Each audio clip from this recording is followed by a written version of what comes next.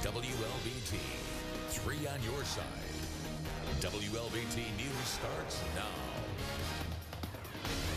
We've made it to the middle of the work week. We are on your side this Wednesday morning with a look at some of the top stories we're following today. The results of the special runoff election between Senator Cindy Hyde-Smith and challenger Mike Espy are in. We'll tell you who will represent Mississippi in the U.S. Senate straight ahead. Meanwhile, officials in Rankin County looking into an accident that killed 2 people.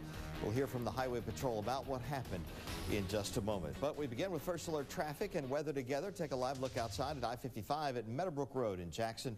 The traffic there moving fine. What traffic there is, no problems on I-55 through Northeast Jackson or elsewhere in the metro area.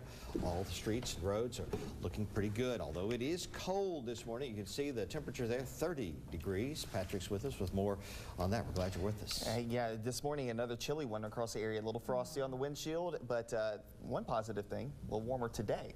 So later on today. Not right now, but later on today, yeah, we get a little bit warmer. We'll get up into the lower 60s today comparative to the 50s that we've had the last several days across the region. Take a live look from our sky cam. This is coming from top of our tower here in downtown Jackson, looking towards the capital city, of course, nice and clear. Officially at the airport now, 33 degrees. So we're kind of bobbing right around freezing this morning. 35 degrees in Natchez. Macomb checking in at 32 degrees. And Vicksburg Airport is checking in at 41. So it kind of depends on where you are exactly this morning, how things are falling out. But most spots are in the 30s and a couple of upper 20s north and east of town. As we go through the next several hours, we're in the lower 60s as we head through the day ahead. Lots of sunshine, a few wispy clouds moving through the skies this morning. Notice those winds at the bottom there. The winds coming out of the south now. That is an indication that we are turning the corner for warmer weather over the next several days. 70s are back by the time we head towards tomorrow, but there is a caveat that comes along with that. We'll take a look at that in your full 7-day forecast in just a few minutes. Thanks, Patrick. The results are in, and Senator Cindy Hyde-Smith will keep her seat in the U.S. Senate for the next 2 years. She defeated Democratic challenger Mike Espy in the historic runoff election. With 99% of the votes counted, Hyde-Smith has 54% to Espy's 46. They're currently separated by about 71,000 votes. But that's enough to send Hyde-Smith back to Washington to serve the remaining 2 years of Thad Cochran's 6-year term. Governor Phil Bryant appointed her to that seat after Cochran retired in April. It's a history-making result as she becomes the first woman to be elected to either side of the Congress from Mississippi. Hyde-Smith says she got a congratulatory call from the president when it was clear that she had won the race. He just congratulated me. He said, Cindy, you have been through a storm and you survived it. He said, you survived it with grace. And he just really was very complimentary. And he said, anybody as tough as you are, we need you in D.C. and I need you on my team. Hyde-Smith says she will board a plane back to D.C. this morning to get back to work. Governor Bryant tweeted his congratulations. He said she had been through one of the most negative campaigns in modern Mississippi history, but that she won the race with grace and character. Democratic candidate Mike Espy's fight to make history as the first black person in Mississippi to win the U.S. Senate seat since the Civil War came to a disappointing end. Espy officially conceded after thanking his wife and family for supporting him over the past 8 months. Hundreds of people packed the Mississippi Civil Rights Museum for his watch party. He told the crowd that he will continue to push for unity in Mississippi among all races and religions. He also wants more young people to get involved in the political process to promote positive change.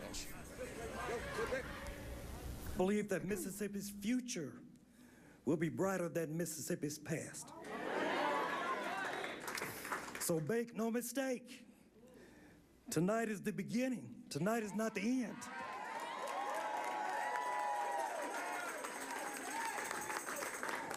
For those of you out there who I met in these universities, who looked at our campaign and looked under the hood, and maybe decide one day that you want to run for office, go for it.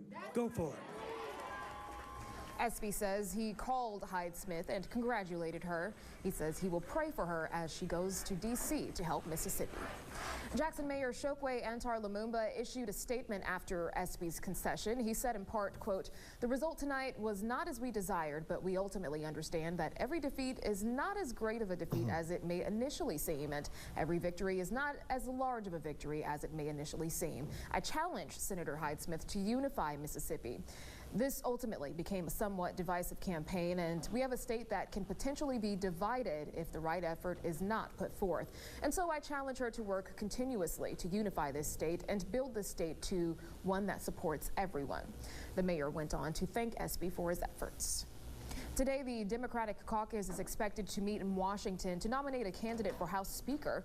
This comes after Democrats took back control of the House during the midterm election.